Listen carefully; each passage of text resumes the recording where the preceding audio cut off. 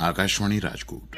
અર્ચના કાર્યક્રમમાં પવિત્ર શ્રાવણ માસ નિમિત્તે શ્રી પુષ્પદંત કૃત શિવ મહિમ્ન સ્તોત્ર.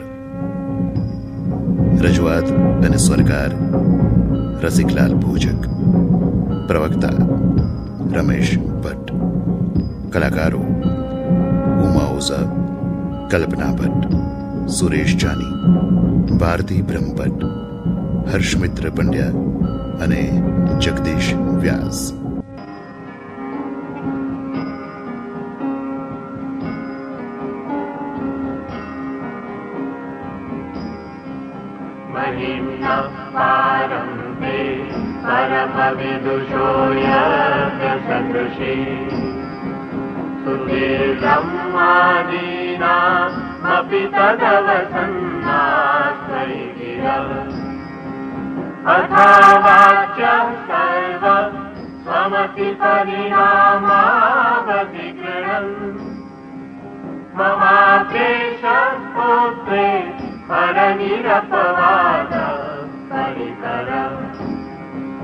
अतीत संस्थानं तव च महिमावान् मनसयो अतद्व्यावृत्यायं चकितमभिधत्ते श्रुतिरपि सकस्य स्तोतव्यं कतिविधगुणस्य विषय तदेत्वर्वाचीने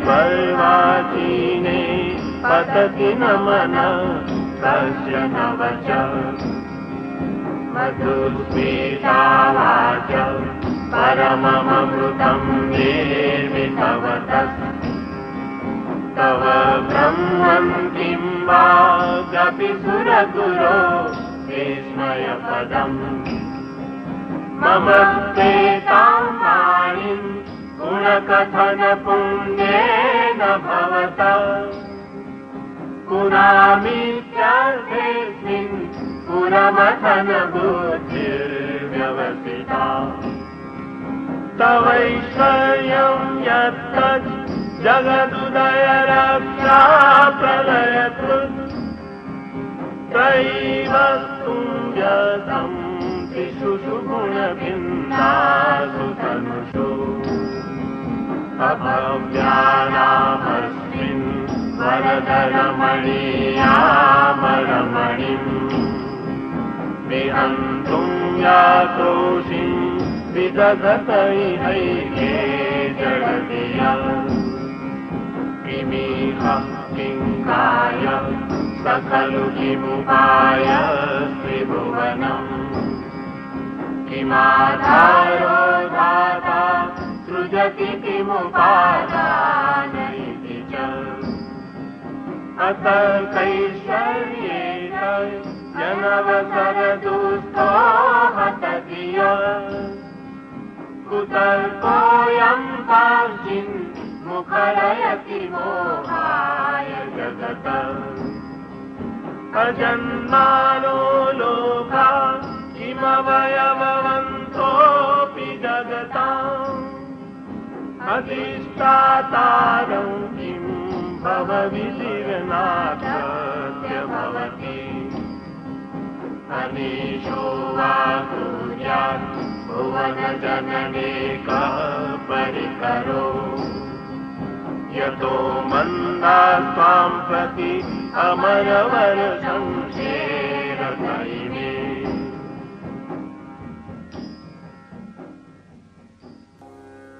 હે મહાદેવ, આપનો મહિમા અસીમ છે. જે કોઈ પોતાની મતિ અનુસાર આપના મહિમાના ગુણગાન કરવાનો પ્રયત્ન કરે છે તે સૌ નિર્દોષ છે. એ રીતે હે પ્રભુ, મારો આ પ્રયત્ન પણ નિર્દોષ હો. હે ભગવાન, આપનો આ મહિમા કેટલા ગુણોથી સભર છે તેનો કોઈ પાર પામી શક્યું નથી. આપની સગુણ સ્વરૂપ લીલાઓનું સૌ કોઈ ગાન કરે છે. હે બ્રહ્મ સ્વરૂપ, આપ તો મધુર ગુણોથી સુશોભિત એવી વેદવાણીના સૃષ્ટા છો. હે ત્રિપુરારી, આપની સ્તુતિનું ગાન કરી મારી વાણીને પવિત્ર કરું, એમ મારી બુદ્ધિએ નિશ્ચય કરી લીધો છે. હે વરદાયક, આપ આ જગતના સર્જનહાર, સ્થાપિત કરનાર અને વિનાશ કરનાર છો. જે બાબત ત્રણ વિભિન્ન ગુણવાળા બ્રહ્મા, વિષ્ણુ અને મહેશ એ સ્વરૂપોમાં પ્રગટ છે, છતાં પણ કેટલાય જડ બુદ્ધિવાળા લોકો આપની નિંદા કરે છે. હે મહાદેવ, આપ વિશ્વ વિધાયક છો એ વાત ગ્રહણ કરવા માટે સુયોગ્ય વિચાર કરવો જોઈએ. આપ જગત રચનારા છો, છતાંય બુદ્ધિહીન લોકો સંશય કરે છે. સાંખ્યમ યોગ પશુપતિમતમ વૈષ્ણવમિતિ પ્રભિન્ને પ્રસ્થાને પરમિતમદ પથ્યમિતિ ચ રુચિનાં વૈચિત્રાत् ऋजुकुटिलनानापथजुषाम् नृणामेको गम्य तमसि पयसामर्णवैव महोक्षखत्माङ्गम् परशुरजिनं भस्मफणिना कपालं चेति यत् तव वरदतन्त्रोपकरणम् सुरात्रां तां वृद्धिं ददति तु भवतु प्रणिहिताम् न हि स्वात्मा रामं विषयमुगतुष्टा भ्रमयति ध्रुवं कश्चित् सर्वं सकलमपरस्त्वध्रुवमिदम् परो ध्रुव्यालोके जगति ददति व्यस्तविषये समस्तेऽप्येतस्मिन् पुरमथनतैर्विस्मृतैव तु वञ्चितेमि त्वां न खलु ननु दृष्टा मुखरता तवैश्वर्यं यत्ता यदुपरि विरञ्जो हरिरद परिच्छेत्तुं याता वनलमनलस्कन्धवपुष ततो भक्ति श्रद्धा भरगुरुगुणध्यां गिरिशयत् स्वयं तस्थैताभ्यां तव किमनुवृत्तेन फलति अयत्नापाद्य त्रिभुवनमरैरव्यतिकरम् दशास्यो यद्बाहु न भृतरणकन्दूपरवशान् शिरः पद्मश्रेणी रचितचरणाम्भोरुहबले स्थिरायात्पद्भक्ते त्रिपुरहरविस्फूर्जितमिदम् अमुष्यत्वत्सेवा समधिगतसारं भुजवनम् बलात् कैलासेऽपि स्वदधिवसतो विक्रमयत अलभ्या पाताले व्यलसचलितां दुष्टशिरसि प्रतिष्ठात्मय्यासीत् ध्रुवमुपचितो भूयति खलम्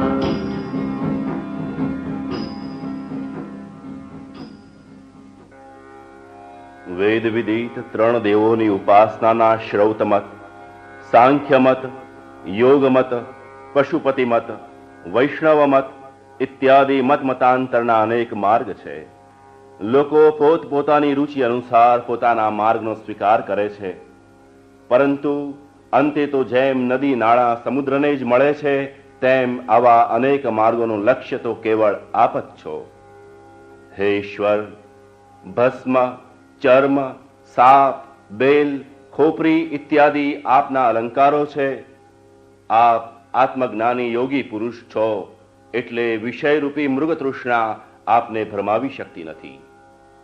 હે પિનાક પાણી, વિભિન્ન મતવાળાઓ આ સંસારને કોઈ નિત્ય માને છે, કોઈ અનિત્ય માને છે. આ બધા મતમતાંતરોથી ચકિત થઈને હું આપની સ્તુતિ કરું છું. હે હિમાલયવાસી, આપના જ્યોતિ સ્વરૂપનું ઐશ્વર્યનું માપ કાઢવા બ્રહ્મા ઉપર અને વિષ્ણુ નીચે ગયા, પરંતુ પામી શક્યા નહીં. આપની સ્તુતિ વડે જ સાક્ષાત્કાર કરી શક્યા. હે પરમાત્મા, દશમુખવાળા રાવણે પણ આપની જ ભક્તિ સ્તુતિ વડે સિદ્ધિ પ્રાપ્ત કરી હતી. આપના નિવાસ સ્થાન કૈલાસને હલાવવામાં એ જ રાવણે એના 20 હાથનો ઉપયોગ કર્યો હતો કે જેના વડે આપની સેવા કરી હતી. પરંતુ આપે તો એક અંગૂઠો હલાવીને જ પાતાળમાં પણ આશ્રયથી વંચિત કર્યો હતો. ખરેખર દુષ્ટ પુરુષ બુદ્ધિ પ્રાપ્ત કરીને મોહવશ બને છે.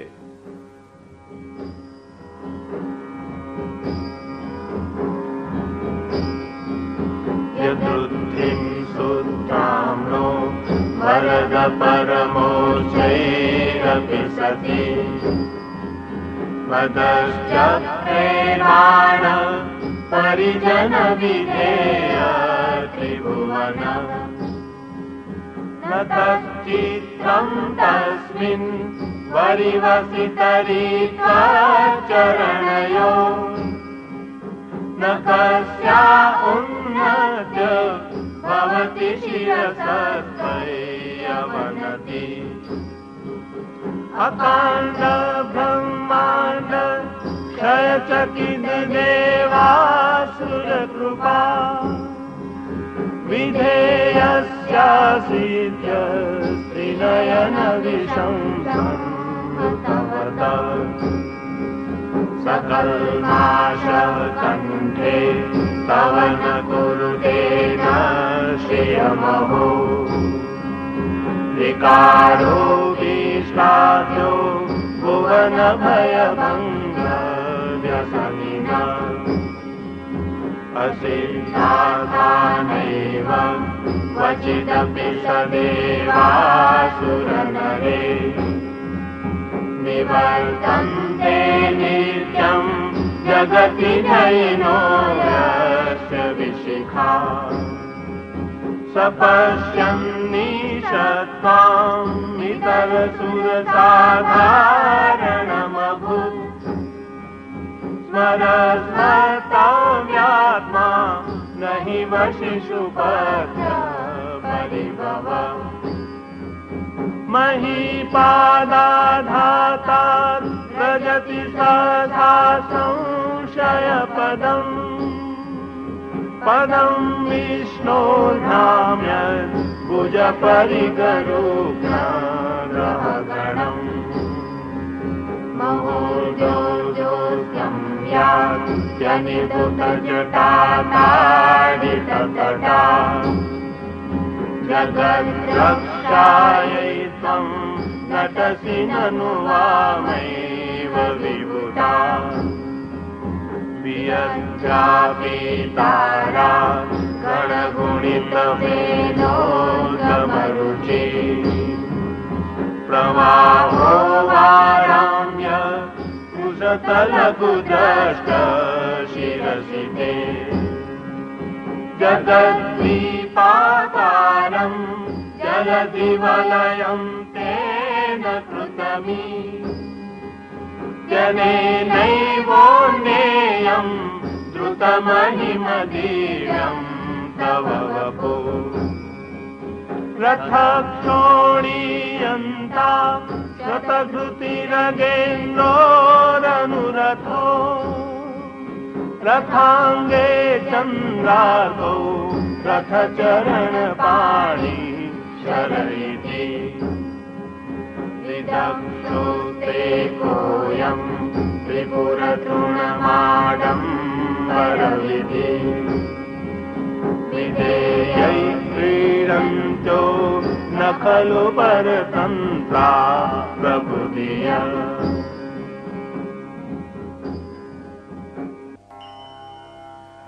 હે વરદાયક, જેણે ત્રણેય લોકને દાસ બનાવ્યા હતા દેવરાજ ઇન્દ્રની મહાસમૃદ્ધિને પણ નીચે કરી દીધી હતી તેવો બાણાસુર પણ આપનો અનન્ય ભક્ત હતો.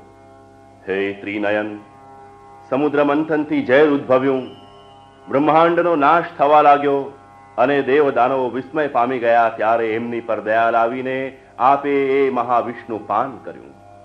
સંસારના ભયને દૂર કરવો એ જ જેનું કર્તવ્ય છે એવા આપને તો વિકાર પણ પ્રશંસા બની જાય છે. હે ઈશ્વર, કામદેવ પણ આપને સામાન્ય દેવગણની તુલનામાં માનતા હતા અને એથી આપના પ્રભાવ વડે પોતે શરીર રહિત બની ગયા. જે કોઈ સંયમી પુરુષોને તિરસ્કારે છે તે કલ્યાણને યોગ્ય નથી. હે ભગવાન, આપ જગતના રક્ષણાર્થે તાંડવ નૃત્ય કરો છો, પરંતુ આપના પગના થડકાર માત્રથી ભૂલોક ડામાડોળ થઈ જાય છે. આપના બાહુઓના ફરવાથી નક્ષત્ર મંડળ રોકાઈ જાય છે. આપની જટાના ઘૂમવાથી સ્વર્ગલોક અસ્વસ્થ બની જાય છે. આથી વિદિત થાય છે કે આપનો વૈભવ અનેરો છે. હે ભસ્મધારી, આકાશની જેમ જેનો પ્રવાહ ભરપૂર છે, જેની નક્ષત્ર ગણથી પણ બમણી શોભા છે એવી ગંગા આપના મસ્તકમાં સમાયેલી છે, જેણે જગતને એક છીપ સમાન બનાવી દીધું છે. આ એક દૃષ્ટાંત આપનું શરીર કેટલું વિશાળ અને દિવ્ય હશે તે સમજાવે છે.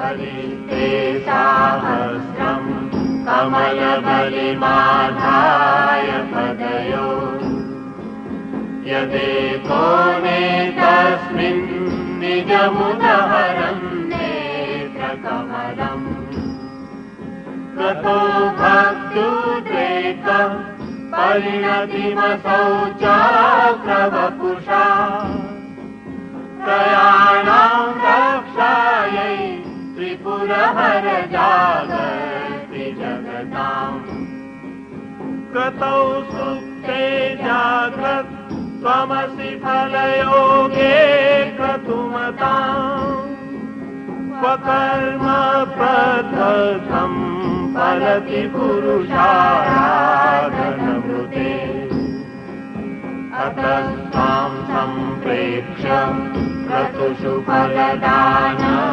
પ્રતિભુવम् શ્રુતૌ શ્રદ્ધાવદ્ધા દૃઢપરિકર કર્મસુજન ક્રિયાદક્ષો દક્ષ ક્રતુપતિરધિષ્ઠસ્તનુવૃતા ઋષીણામાત્રીચં શરણદસદસ્યાસુરગણા ક્રતુભંચસ્વત્તઃ ક્રતુફલવિધાનવ્યસનિનો ધ્રુવં કર્તુ શ્રદ્ધા વિદુરમપि ચારાય નિમખા પ્રજાનાથં નાથ પ્રસભમભિકંસાં દુહિતરં ગतं લોહિતભૂતાં નિરમયિષુ ભૂષસ્ય વપુષા ધનુષ્પાણિર્યાતम् एवमपि सपत्राकृतममुम् प्रसन्तं धैर्यापि त्यजति न मृगव्याधरवस स्वलावण्याशंसा द्रुतधनुषमन्नाय तृणवत् पुरपृष्ठं दृष्ट्वा पुरमथन पुष्पायुधमपि यदि स्वैनं देवी यमनिरतदेहाद्रघटना प्रवैति त्वामर्था पतवरदमुखायुवतय श्मशानेश्वा क्रीडा स्मरहर पिशाचा सहचरा चिता भस्मालेप स्रगपिनु करोटी परिकरा अमङ्गल्यं शीलं तव भवतु नामैवमखिलम् तथापि स्मर्तॄणां वरद परमं मङ्गलमसि।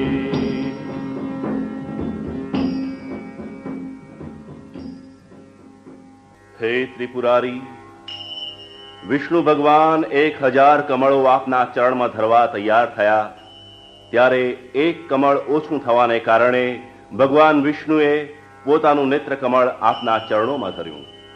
આમ આ જે ભક્તિની વિશેષતા હતી તે સુદર્શન રૂપે પ્રગટ થઈ અને આમ વિષ્ણુ જગતની રક્ષા આ સુદર્શન ચક્ર વડે કરી રહ્યા છે. હે વિશ્વનાથ, આપની આરાધના વિના કર્મ ફલદાયી બનતું નથી. યજ્ઞાદિ ક્રિયાઓમાં આપ ફળદાન દેવામાં સાક્ષી રૂપ છો અને એથી લોકો વેદ વાક્યોમાં શ્રદ્ધા ધારણ કરે છે. હે શરણ આપનારા, આપ તો યજ્ઞોનું ફળ દેનાર છો, પરંતુ દક્ષ યજ્ઞ તો આપનાથી જ વિધ્વસ્ત થયો હતો. એનું કારણ યજ્ઞ કરનારાની શ્રદ્ધા માત્ર જ છે. હે કામ વિનાશક, આપ તો સ્મશાનવાસી છો. ભૂત પ્રેત આદિ આપના સાથીદારો છે. શરીર ભસ્માલેપ આચ્છાદિત છે, ગળામાં ખોપરીઓની માળા ધારણ કરી છે, પરંતુ ભક્તજનોના તો આપ મંગલ સ્વરૂપ છો.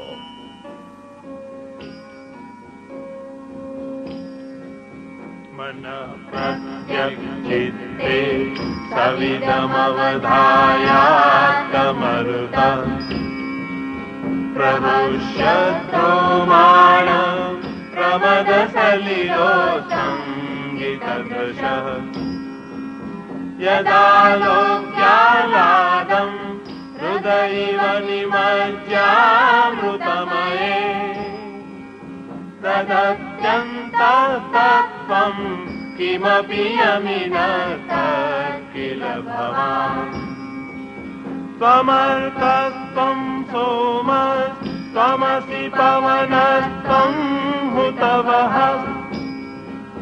त्वमापस्त्वं व्योम त्वमुधरणिरात्मा त्वमिति च परिच्छिन्नामेवं त्वयि परिणताभिव्रतुगिरम् न विप्रस्तत्तत्त्वं वयमिह यूयत्वं न भवसि त्रयं तिस्रो वृत्ति त्रिभुवनमथो त्रीनपि सुरा नकाराद्यैर्वर्णे त्रिभिरभिदधत्तेन विकृति तुरीयं ते धाम ध्वनिभिरवरुन्धानमणुभिः समस्तव्यस्तं तां शरणदगुणाद्योमिति पदम् पवशर्वो रुद्र पशुपतिरथोग्रसः महान् तथा भीमेशानाविति यद्विधानाष्टकमिदम् अमुष्मिन् प्रत्येकं प्रविरचति देव श्रुतिरपि प्रियायास्मै धाम्ने प्रणिहितनमस्योऽस्मि भवते नमो नेदिष्ठाय प्रियदवदविष्ठाय च नमो नमः क्षोदिष्ठाय स्मरहरमहीष्ठाय च नमः नमो वर्षिष्ठाय त्रिनयनयविष्ठाय च नमो नमः सर्वस्मै ते तदिदमति सर्वाय च नमः।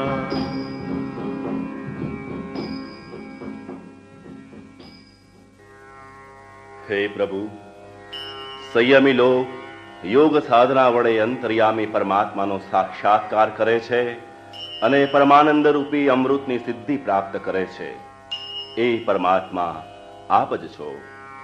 હે ભગવાન, આ જગતના સર્વ પદાર્થોમાં આપ જ સમાયેલા છો. સૂર્ય, ચંદ્ર, પૃથ્વી, અગ્નિ, જળ, વાયુ, આકાશ ઇત્યાદિ આપનું જ સ્વરૂપ છે. હે મહાદેવ, ઓમકાર પદથી આપનું સ્તુતિગાન થાય છે. આ ઓમકાર પદનું ગાન શબ્દો વડે, અવયવ શક્તિથી અને ધ્વનિ વડે, સમુદાય શક્તિથી આપના સગુણ અને નિર્ગુણ સ્વરૂપનું પ્રતિપાદન કરે છે. હે ઈષ્ટદેવ, આપના 8 નામોમાં હરેક નામનો મહિમા વેદવાણી પણ પ્રગટ કરે છે. એવા હે મહાદેવ, આપને હું વંદન કરું છું. હે મહાદેવ, આપ અત્યંત નજીક છતાંય દૂર, સૂક્ષ્મ છતાં વિરાટ, વૃદ્ધ છતાંય તરુણ એવા વિરુદ્ધ સ્વરૂપોમાં રહેલા એવા આપને વારંવાર નમસ્કાર હો. बहल रजसे विश्वोत्पत्तौ भवाय नमो नमः. प्रबल तमसे तत्संहारे हराय नमो नमः. जन सुख कृते सत्वोद्रिक्तौ मृडाय नमो नमः. प्रमहसि पदे निस्त्रैगुण्ये शिवाय नमो नमः.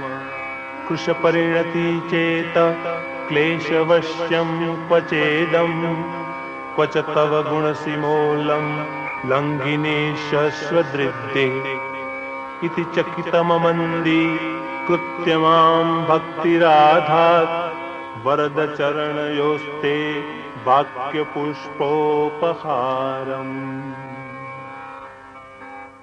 असितगिरिसमं चाकज्जनं सिन्धुपात्रे सुरतरुवरशाखा लेखनी पत्रमुर्वी लिखति यदि गृहीत्वा शारदा सर्वकालं तदपि तव गुणानाम् ईशपारं न याति. असुरसुरमुनीन्द्रैः रचितस्येन्दुमौले ग्रथितगुणमहिम्नो निर्गुणस्येश्वरस्य सकलगुणवरिष्ठ पुष्पदन्तायमानो रुचिरमलधुवृत्तैः स्तोत्रमेतच्चकार. हर हर न वैद्यं दुर्जटे स्तोत्रमेतत् पठति परमभक्त्या शुद्धचित्तः पुनान्य. स भवति शिवलोके रुद्रतुल्यधरात्र प्रचुरतरधनायुः पुत्रवान् कीर्तिमांश्च.